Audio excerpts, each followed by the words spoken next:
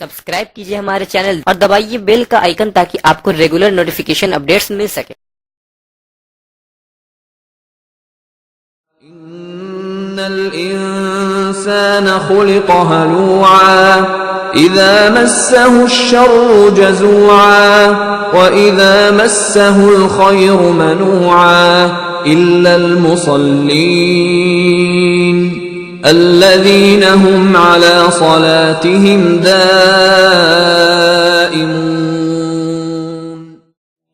The types of patience we have.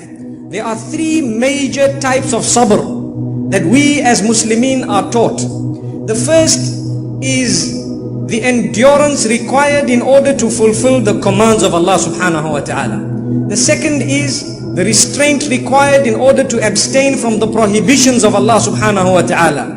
And the third is the acceptance of the decree of the Almighty when calamity comes in our direction. So these are the three types of patience.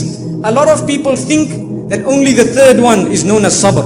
That when something happens they say, bear sabr my dear brother, bear sabr my dear sister. No. The reality is, in order to reach salah, you need a lot of sabr. You need to really endure the cold water, possibly the time, or you need to give up your sleep. In order to abstain from backbiting, you need to restrain yourself. That is also known as sabr. So this is known as sabr, that is also known as sabr.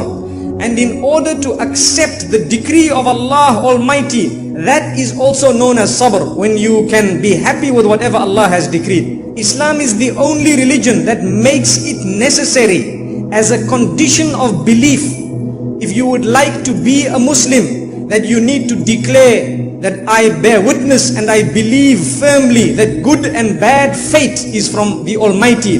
His decree is final and I am always happy with it and I will not compete with it. If we don't believe that, we are not mu'mineen. So Islam helps us to live because this whole life is a test.